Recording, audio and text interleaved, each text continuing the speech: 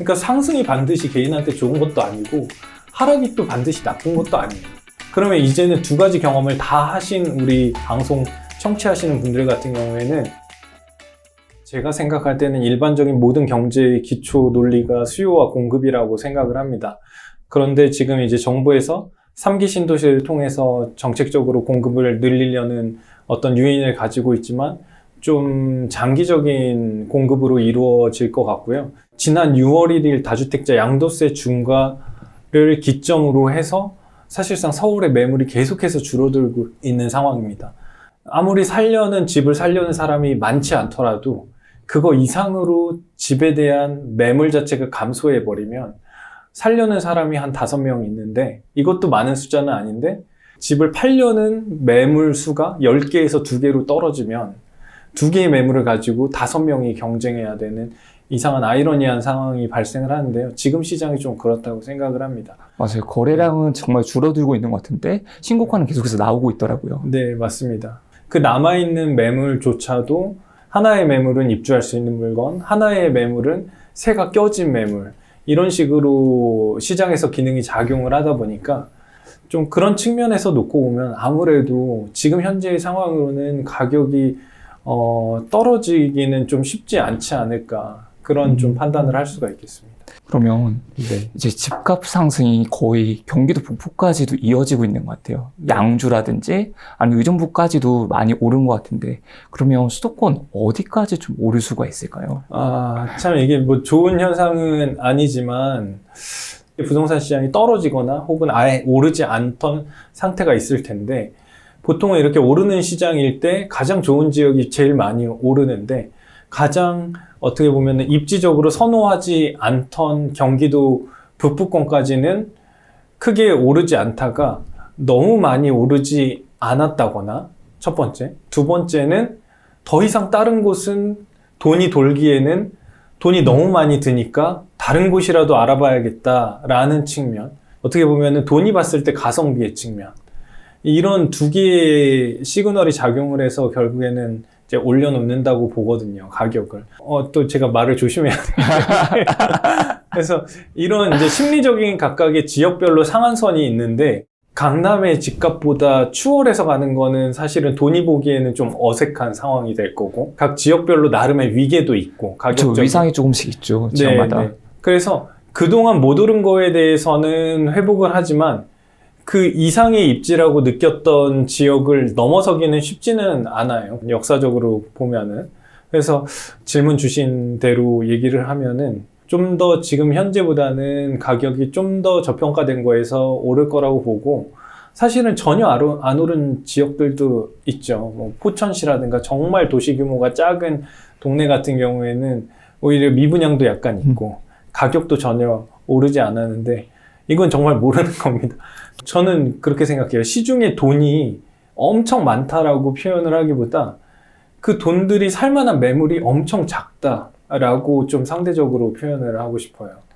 다시 한 번만 좀 설명해 주실 수 있을까요? 그러니까 예를 들면은 돈이 유동성이라고 표현을 하면 이 지역에서 돈을 벌고 또 다른 지역으로 가고 또 그 지역에서 돈을 벌고 이렇게 옮겨간다고 했을 때 경기도 북부권 우리가 아무도 사지 않던 지역까지 산다라고 가정을 하면 그 지역의 매물도 어떻게 보면 돈의 규모에 비해서 굉장히 작은 부분이죠. 더 잘 아시겠지만서도 경기도 북부라든지 정말 지방까지 가면은 정말 1억이라는 돈으로 집을 10채도 살 수 있는 지역들도 있단 말이죠.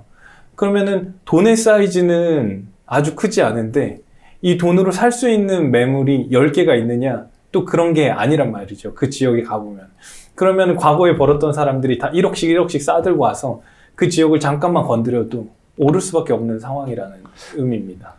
최근 보니까 조금 저렴했던 지역에서 거래량들이 폭발하는 게 좀 보이더라고요. 그런 게 비슷한 현상이 되는 거죠. 거의 비슷한 현상이죠. 세금적인 이슈는 이제 많은 분들이 잘 아시겠지만 공시지가 1억 이하의 매물들이 전국 어디나 다 팔리고 있고 오히려 이 지역이 뭐 그렇게 선호하지도 않는 지역인데 이렇게 따지기도 전에 이미 많이 사시니까 우리가 흔히 알고 있는 부동산의 어떤 명백한 근거랑 상관없이 그 모든 지역들의 가격이 오르고 있는 상황인 거죠. 서울뿐 아니라 인천도 최근에 많이 오른 것 같아요. 네. 그러면 인천 시장은 좀 어떨까요?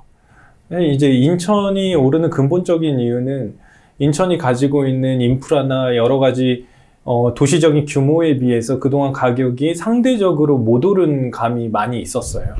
그러니까 꼭 가격이 올라야 된다는 건 아니지만 얘기 드렸다시피 거주로서의 가치로만 우리가 부동산을 매긴다고 하면 그 지역에 사는 사람들만 거래를 하면 이렇게 단기적으로 가격이 오를 일은 없지만 자본주의라는 이 사회를 살고 있잖아요.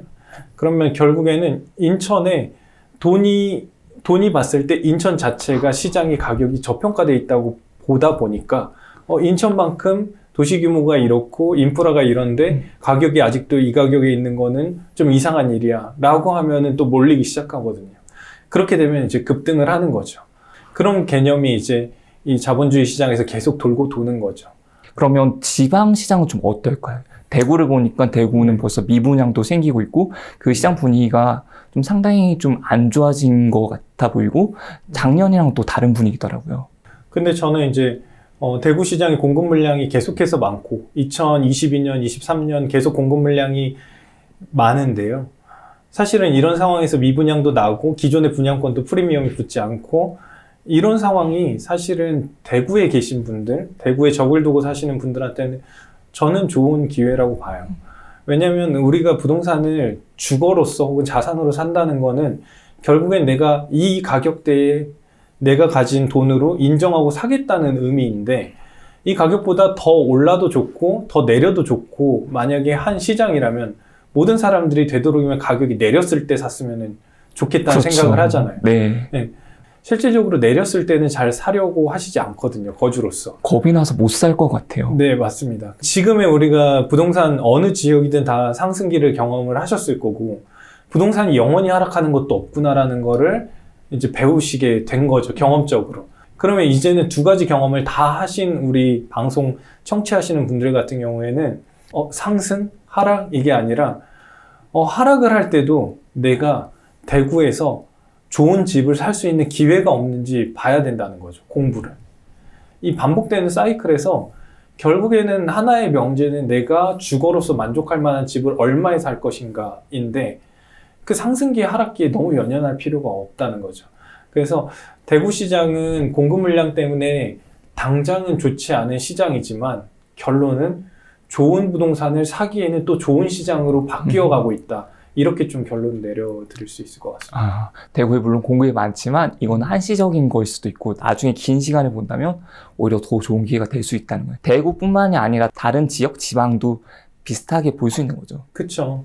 그러니까 상승이 반드시 개인한테 좋은 것도 아니고 하락이 또 반드시 나쁜 것도 아니에요. 만약에 1세대 1주택자라면 그닥 좋은 게 없어요. 그냥 숫자만 바뀌었고 보유세 더 내고 그리고 또 다른 집 취득할 때 규제 때문에 취득세 또 더 낼 수 있는 상황이지 이 집을 팔고 정말 시골로 내려가서 그 돈을 쓰지 않는 이상은 그냥 그 지역에 사는 건 변함없는 사실이죠. 그럼 대표님이 보실 때 아직도 오를 가능성이 높은 그런 지역들이 좀 있을까요?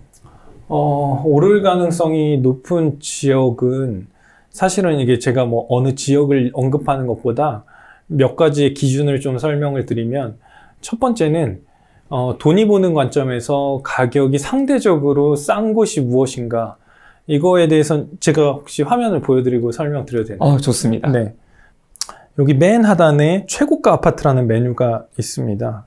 그래서 최고가 아파트를 이렇게 눌러보면 부산으로 한번 선택을 해볼게요. 지역을. 부산으로 선택을 해서 평형은 31에서 35평을 선택을 하면 삼익비치타운이라는 아파트가 보이실 거예요.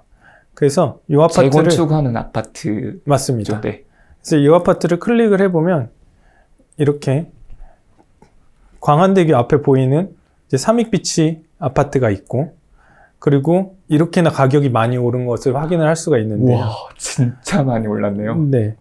경기도의 지역을 한번 비교를 해보면 경기도 과천시로 한번 가볼게요. 많이 비교를 해드리는 것 중에 하나가 실거래가 된 거 보시면은 삼익비치도 지금 거의 20억 가까이 달했고 주공 10단지라는 과천의 아파트도 21억 3천인데요. 둘 다 재건축으로 굉장히 좋은 입지를 가지고 있죠.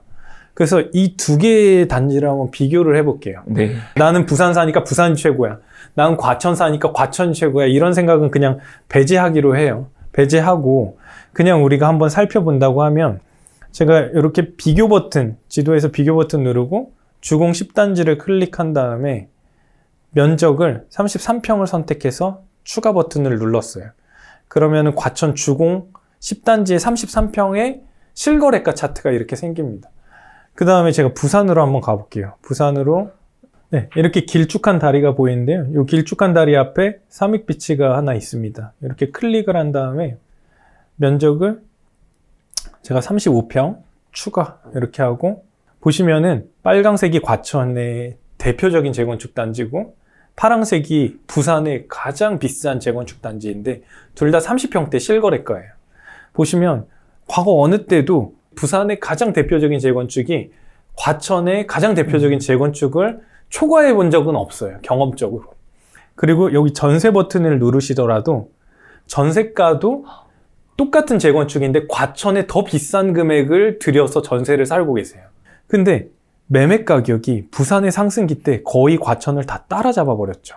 그래서 이거 상대적으로 부산이 가격적인 저평가로 상승을 급등한 거는 좋지만 지역적인 감정 배제하고 돈이 봤을 때 지금은 어디를 싸다고 느끼겠는가, 이 포인트에 이제 포커스가 맞춰져야 되는 거. 이게 첫 번째예요.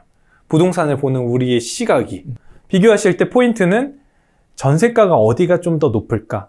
즉 지금 사는 사람들, 사시는 분들 입장에서 어디에 더 높은 포인트를 주고 있는가, 이것까지 이제 비교를 하시면 좀 더 명확해지죠. 부산도 갖고 계시고 만약에 과천도 갖고 있는 어떤 분이 계시다고 하면 어디가 더 싸다고 느끼겠어요, 상대적으로? 상대적으로는 과천이 좀 더 싸다고 느끼지 않을까요? 그렇죠. 이런 얘기를 하면 이제 굉장히 욕을 먹으실 텐데. 아, 네. 편집해주세요, 여기. 네, 네. 왜냐면 이제 왜 비싼 걸로 비교하냐면 비싼 게 그 지역의 흐름을 대표하기 때문이에요. 우리가 살려는 아파트, 실거주 목적의 아파트가 4, 5억이더라도 그 지역에 아주 비싼 거를 비교를 하면은 이 지역 전체를 대표하는 친구가 돈이 보기에 저평가돼 있다라고 판단되면 그 밑에 친구들도 다 평균적으로 저평가돼 있어요. 그래서 이런 식의 기준을 하나 잡고 보셔야 되는데, 이 내용으로 설명을 해보면 지방광역시의 아파트 값들이 이런 식으로 굉장히 고점으로 많이 올라와 있기는 해요. 근데 수도권 시장을 비교를 해보면 이런 측면에서 봤을 때 수도권 시장이 상대적인 상대적인 거죠. 저평가라고 그냥 보시면 되네요. 네.